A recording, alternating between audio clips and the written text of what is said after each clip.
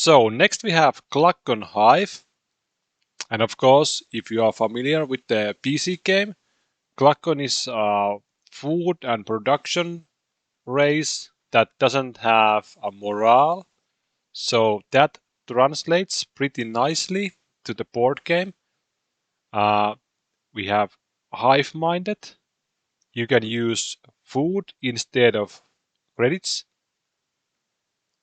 And collective can't gain or lose any unrest. Well, this means that you cannot use forced labor. So you are kind of like in the PC game, no morale. So that's one way to do it. And you have uncreative, like in the PC game.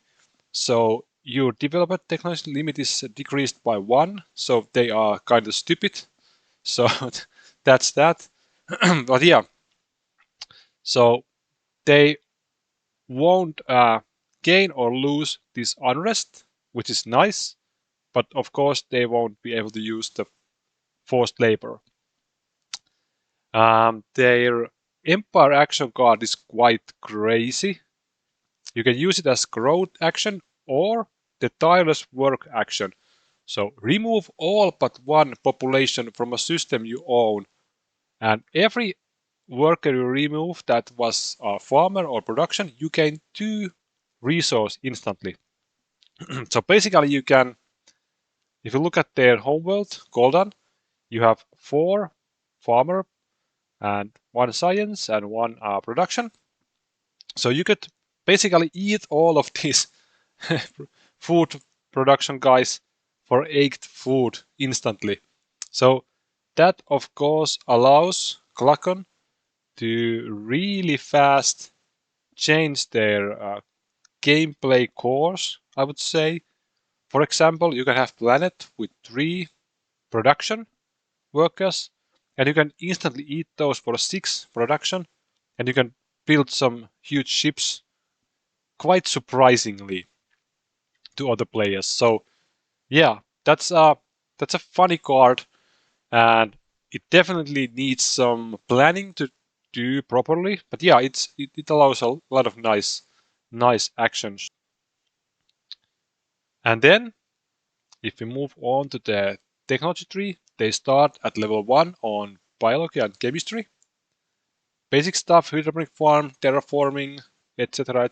Nothing special here. But in physics, we have shared memories. This changes Tyler's work, remember the Klackon special card, so that it also affects on science. So as you see, this card only applies to production and food, but with shared memories, you can also eat your scientist for a science. Kind of funny. And we have advanced database. Well, one thing here to point out, they don't have database. What does this mean is that they can only use 5 technology slots in the beginning of the game, and they actually need to go up here to unlock these 2. So they will be playing the whole game with a lower amount of technologies than other players. They can only have 5 to 7. So that is one thing you need to keep in mind. And then we have engineering, underground hives. So during growth action, assume that all systems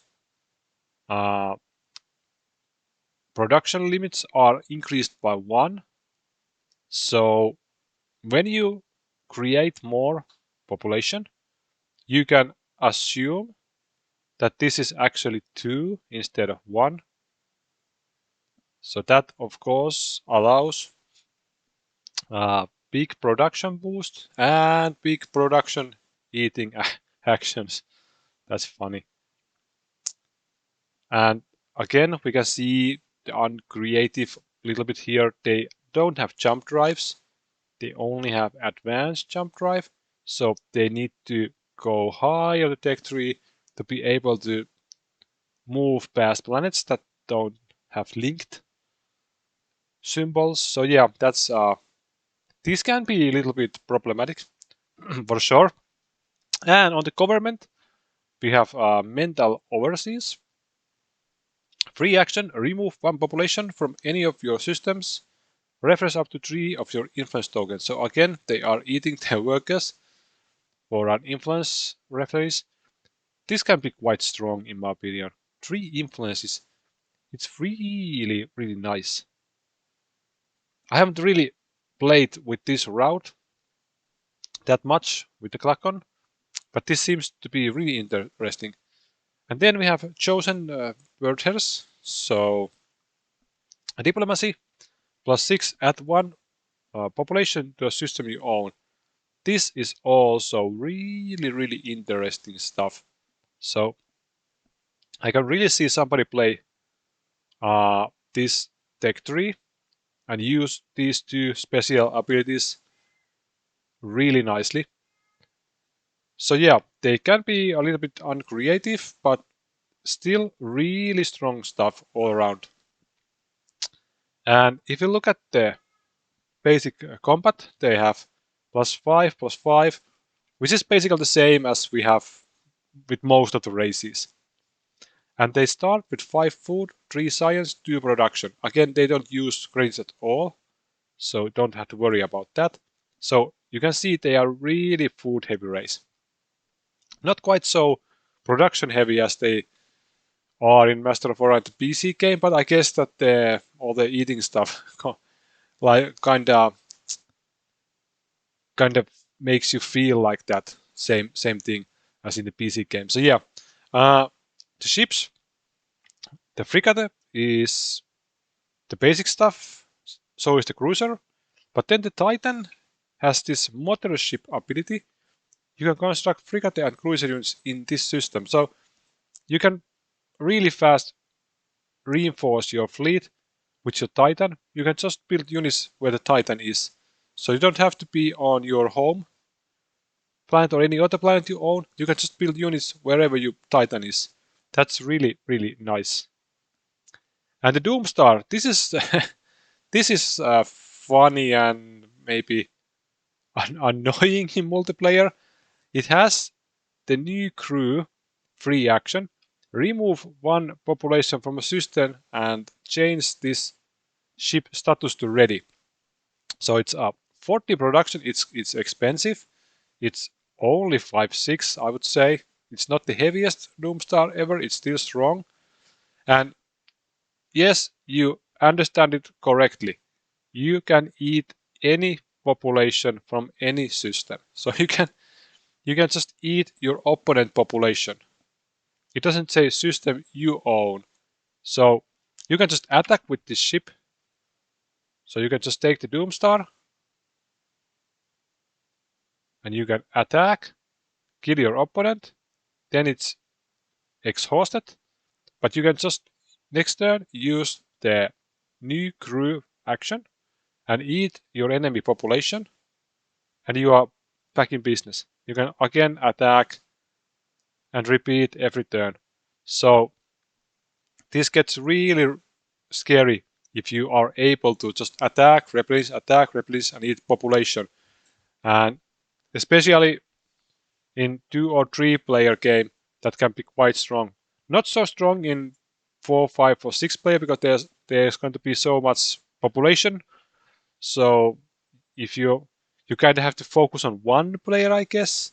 But yeah, it's a really annoying, really strong ability. So yeah, Klackon is kind of opposite of the Psylon with their uncreative trait. So yeah, again, I'm really liking this adaptation of Klackon from the PC game to the board game. It feels the same, but it still feels fresh and new. But it's still the Klackon I have played with the PC game. Really liking this stuff. So yeah, that's all for Klackon. And thank you. Bye.